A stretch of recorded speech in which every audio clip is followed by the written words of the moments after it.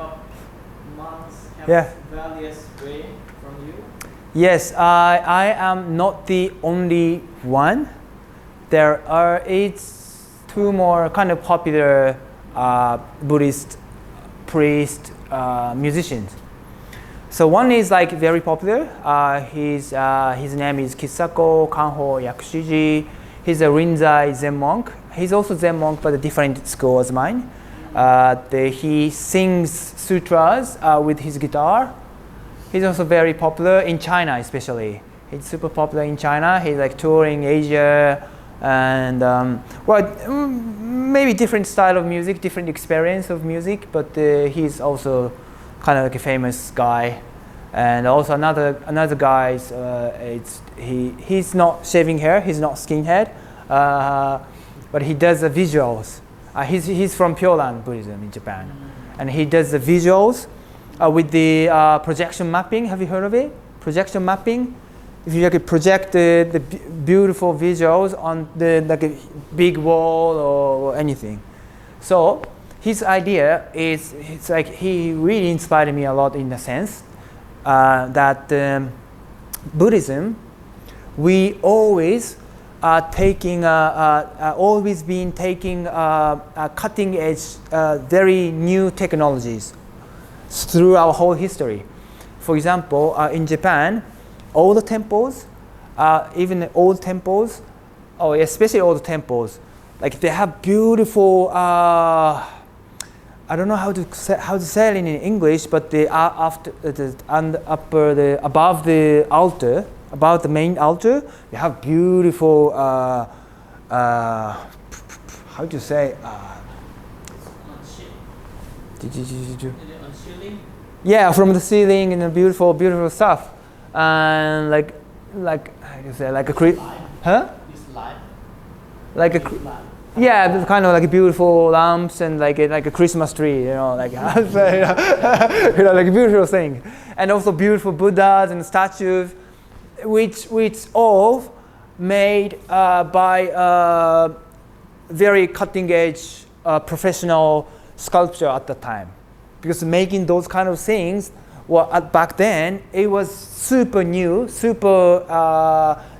high technology, showing or expressing something into this sculpture. So Buddhism is always using those things to express this whole wisdom.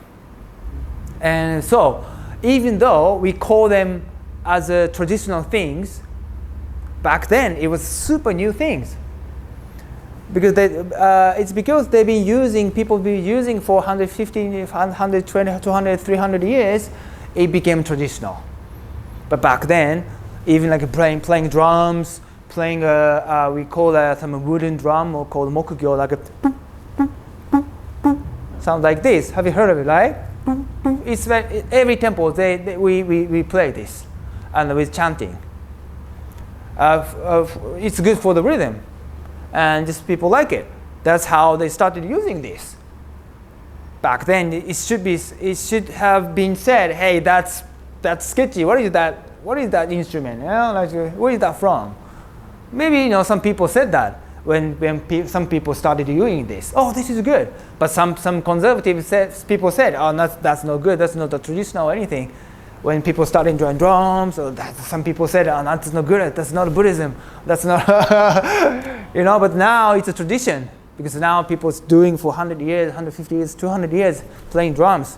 But back then, if you go back to the history, it was not a history or anything. It was not a tradition or anything. Playing drums for chanting. No, we didn't have that tradition, anything. But so Buddhism was always taking his idea was, Buddhism has been taking this kind of new technology to express this beautiful wisdom from our Grand Master Shakyamuni Buddha, and also from each Grand Masters from each groups. And so now we have this 3D digital technology to express how Pure Land is beautiful, how this nirvana, this realm of this world of feeling of nirvana is how beautiful it is. This is where we actually going to. This is where we actually we kind of aim for our spirituality. The way of expression of this the world is like for him to do with this modern technology, digital projection mapping, which is beautiful. And I collaborated with him a couple of times, and people like it. I play music with modern music, and he expressed with the visuals the Pure Land, and people cry. And everyone says, oh, if temples are always like something like this, I definitely want to come back to temple. I definitely want to, temple is going to be my place.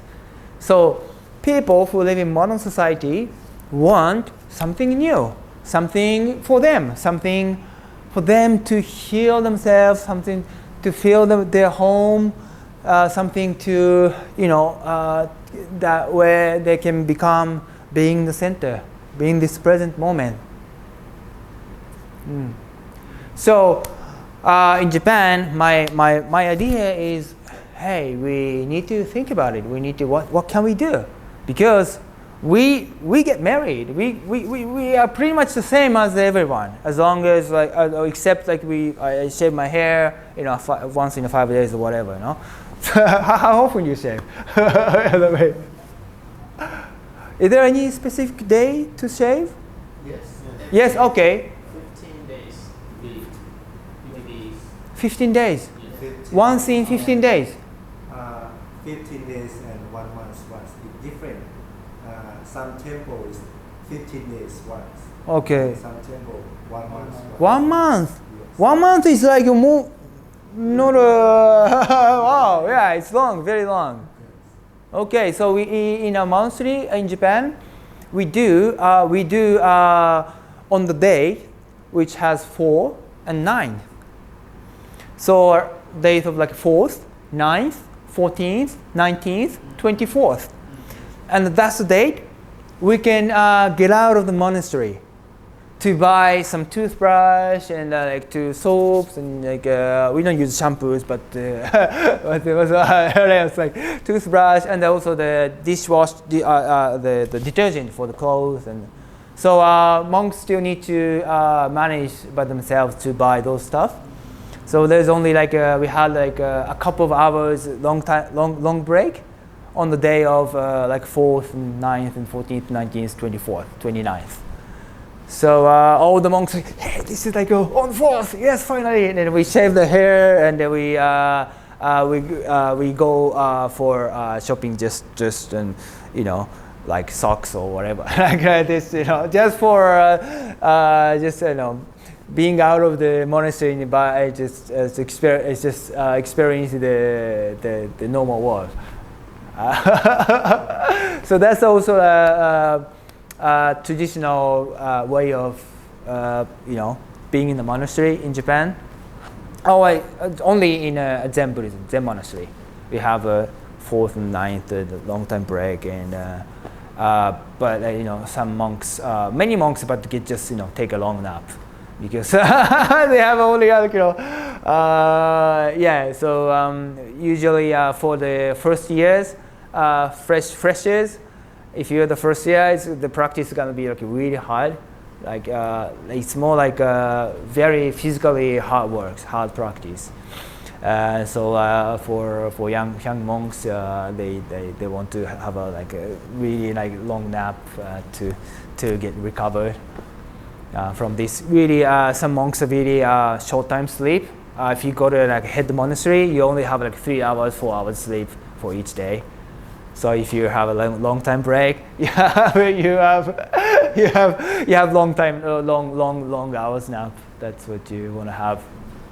So it's very different. Also, the practice in the monastery is very different, and because of the history, because of the when we came through the history of World War II, and those era was really super masculine society.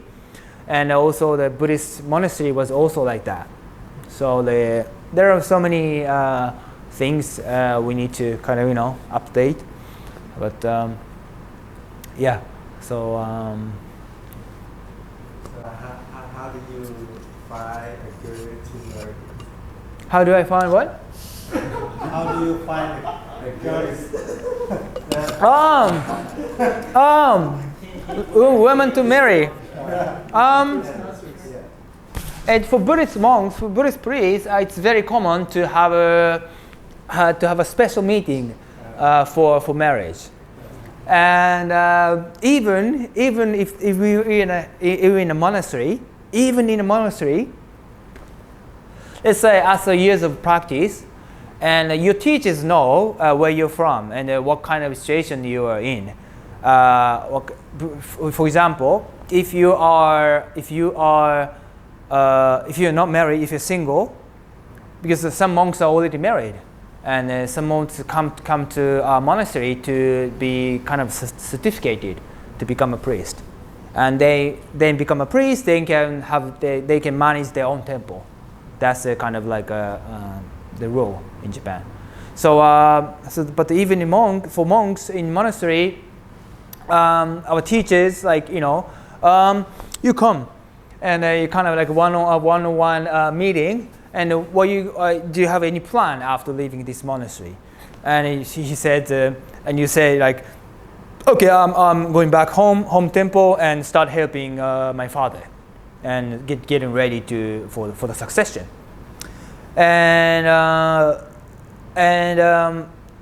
So your teachers ask you, you're still single, right? And especially if you are not the oldest son, you're the second.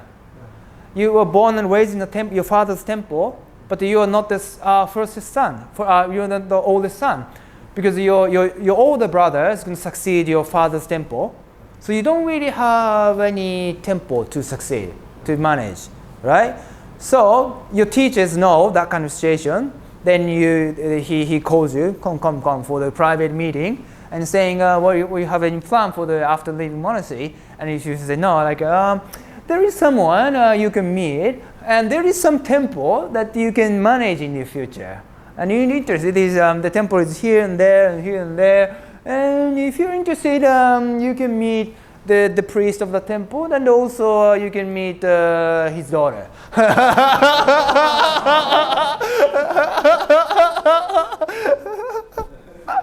And then you can say, yeah, I mean, sometimes people have no choice, like because of the relationship of the teachers and your fathers, and like it's more like a very old style of marriage, It's kind of like your parents meet them like together, and like the Buddhist in the Buddhist in this society we still have this kind of because it's always like this daughter from this family, this temple, and this temple is kind of like a higher this temple, this kind of things, like because they had this temple has like so many more members, and this kind is big and this temple is small, like this kind of like not really. I don't really feel, and I mean, wow, it's human beings. I'm sorry about that,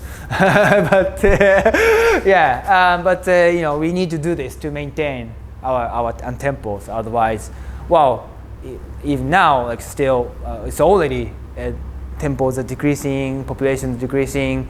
Temples are decided to close it down because of those reasons.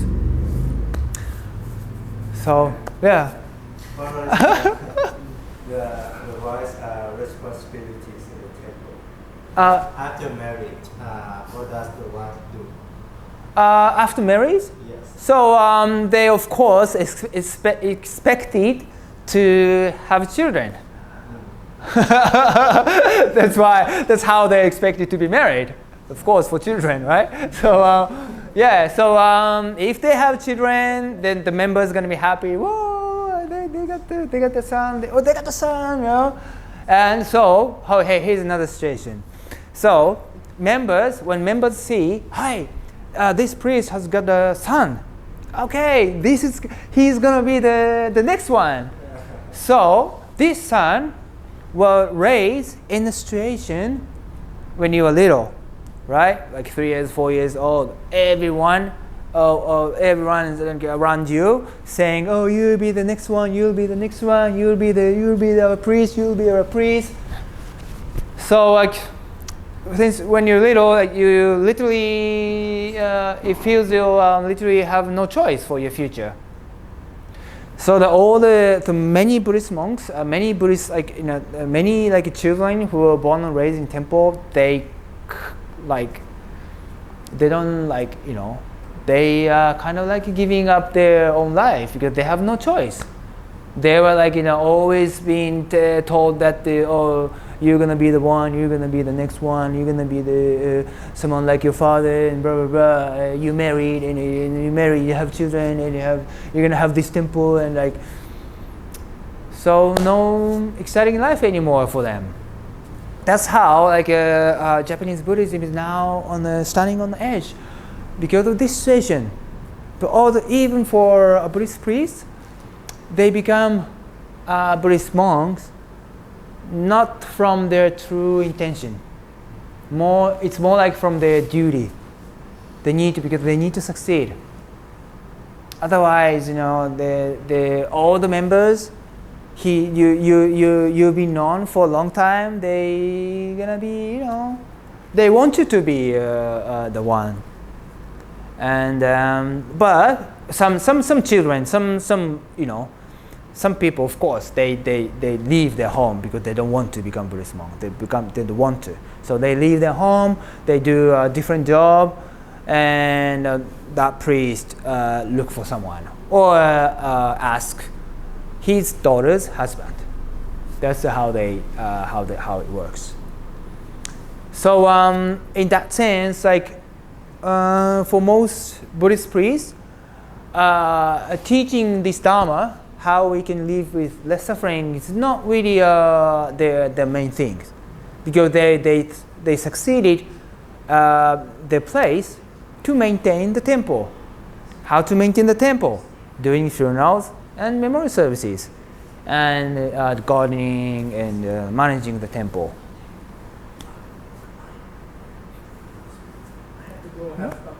Okay, no worries. See you soon. See you around. Thank you.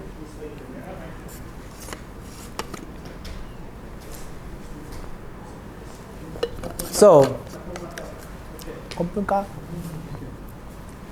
that's the situation.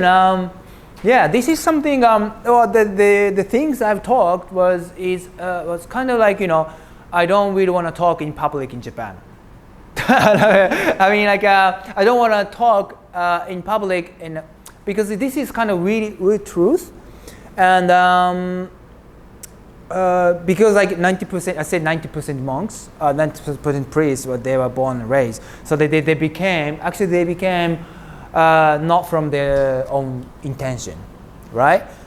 Then they also, of course, they know that that's truth, but they don't really want to. Of course, they don't want to kind of admit that way, in a way, because they do,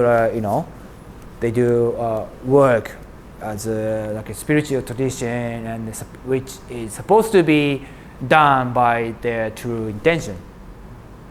So it's truth, but it's also something that they don't really want to, intentionally speak out in public place. But it's truth, and some monks say about these kind of things in their books and in their blogs and things, but it's still kind of taboo. But it's just very natural. It's just how it happens, how it goes. If this kind of tradition, is this kind of lineage succeeded by generation to generation, rather than true intention, right? Yes. Do you know what I mean, right? So we in Buddhism, what I see is every country have every Buddhism has their own things, and in Japan, of course, we have things, and in my perspective, I would like to do something what we need to do from my perspective. So what's the so back to the true purpose of Buddhism, which is how we can live with less suffering. So we practice meditation for less suffering. We practice meditation for our awakenings. So what can I share this wisdom with normal people? For normal people, practice meditation in silence, it's hard, and gardening, cooking, cleaning, boring. But if they can start from this like very, easy, like it's because sound is beautiful, so just really easy to tune in, and being away from this like busy thinking mind, and this get in touch with this calmful state of mind, then starting having interest, for their own spiritual growth, which could be cleaning, which could be gardening, which could be anything. So as a Buddhist priest, for sharing this wisdom, I do what I can do through what I can do the most, through what I'm really good at doing. Mm-hmm. Yes. You've been traveling to the West, and you were at the big concert in Austin, Texas. And during these times, did you find that some of the Westerners were actually turning to Zen Buddhism or turning to Buddhism because of your music? Do you think this has influenced people? Yes, I've been having so many comments, especially on YouTube. Some of them said, I remembered Heart Sutra because I listened to this, I watched this video so many times, and now I remember Heart Sutra.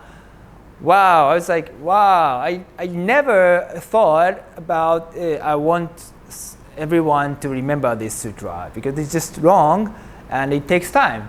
And I don't really say, hey, maybe you should remember this sutra. I don't say at all. But the people just want to remember because they love this music. Oh, because if you love some music, you want to remember the lyrics because you love it. You want to sing it. So many people, they watch that so many times. They now can chant without reading anything, which is actually amazing. And also, some people started doing meditation. Because they notice that when they're listening to my music, what is this really calming mind? What is this? What is this peaceful? What is this? Maybe maybe this is people what people call meditation or whatever, Then people started to have this kind of interest.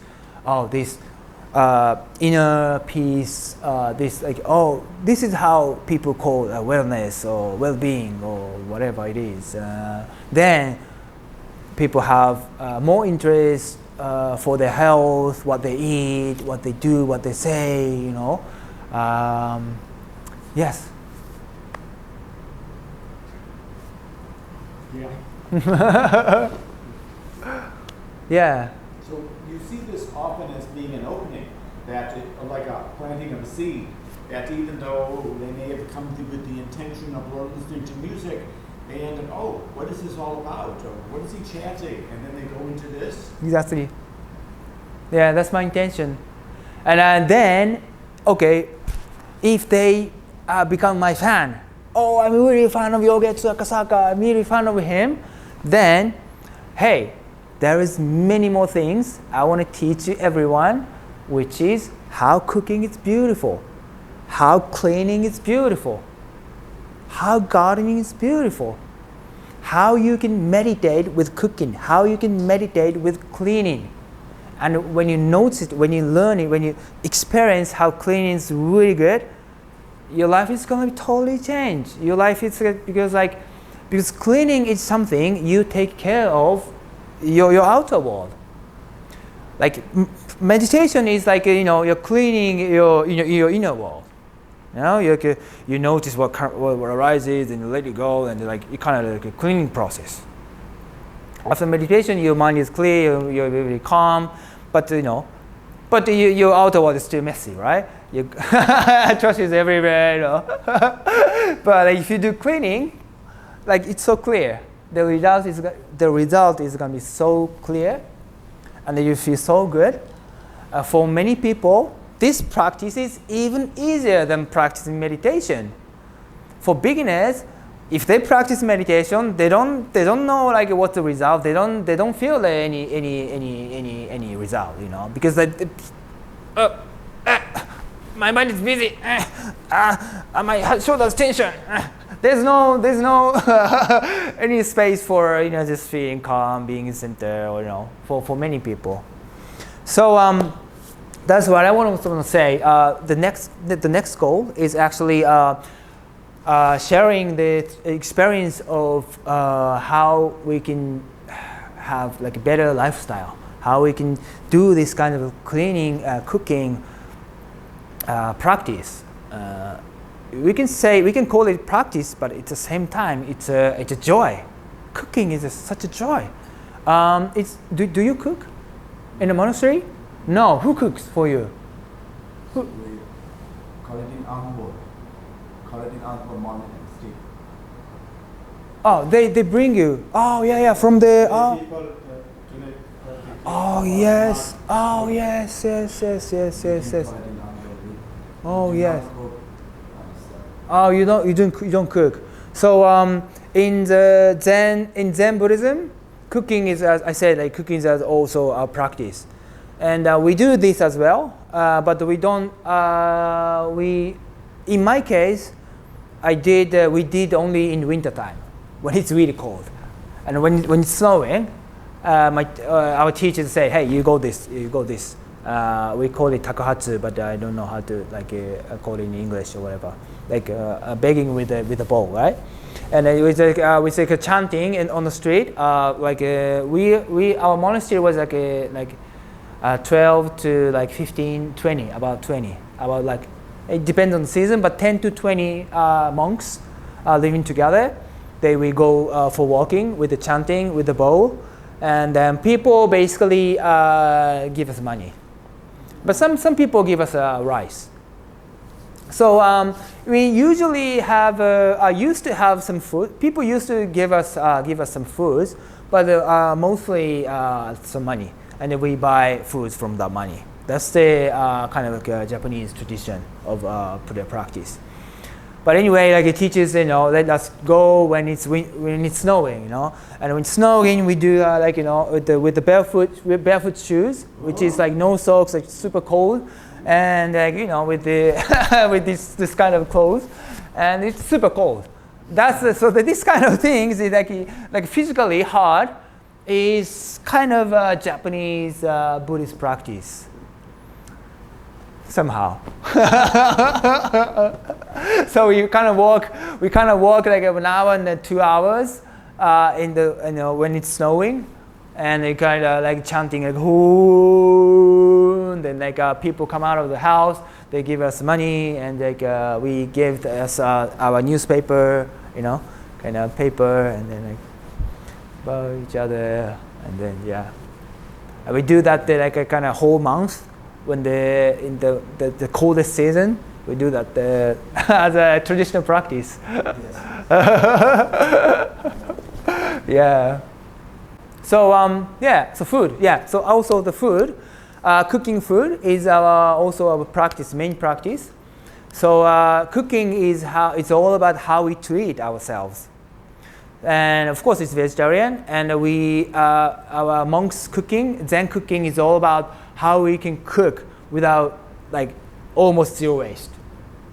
So we use all the skins and stems and everything, and which is of course not wasting anything, but also it's skins and stems are more nutritional than the normal part we usually eat.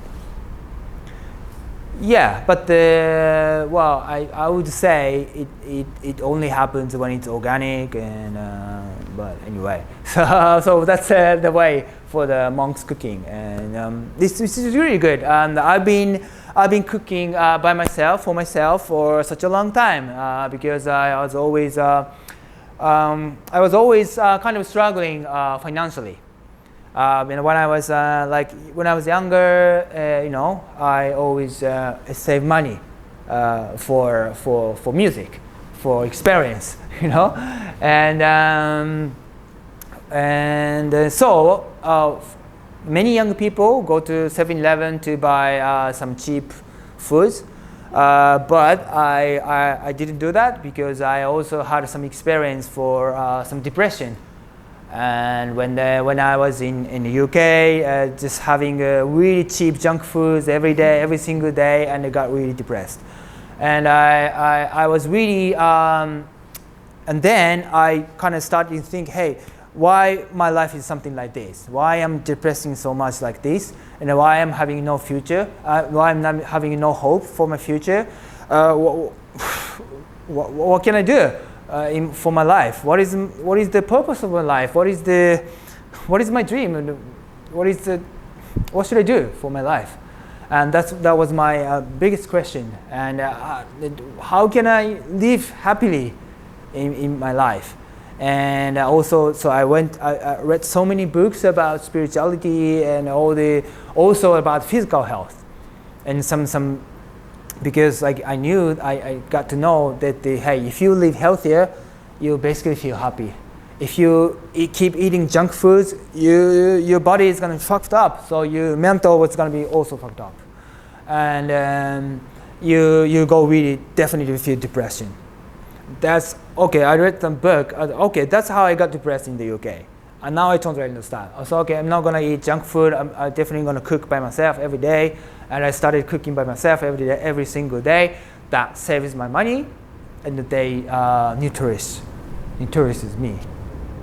So that's how I could survive my life, with my dream, becoming a successful musician, and but at the same time healthier and healthier. Then I went to monastery and also learned so many things about cooking. And I was like, okay, oh wow, I was cooking by myself for saving my money, but at the same time, this can save my life, and this can save someone's life, because so many young people buying foods at the convenience store every time, every day, because it's cheap, and the idea is they can save some money for buying those cheap foods, and they sometimes eat just only snacks, and they have no hope for their future. Of course, what are you guys eating? What you eat? Of course, if you eat junks, your mindset's gonna be also like it's garbage. No hope, no wisdom, no clear mind. So how can you have a clear vision for your future and hope for your future? And a lot of young people are struggling from depression. A lot of young people commit suicide in Japan. Here in Thailand as well. Yes. If you eat unhealthy, your mind easily go to depression. Easy, super easy. So what I want to teach is hey, if someone becomes my fan, oh, his music is nice, then I can just start talking about, hey, there is something more, that we can live happily from our food, and we can grow this kind of vegetable. I want to young people to have more interest for organic, vegetables and things, So my next vision is making an alternative school for future generation. Alternative education school, which is related to, of course, Zen, kind of retreat place, and also learning so many new things, and to learn about the health and wellness, and of course how to live better.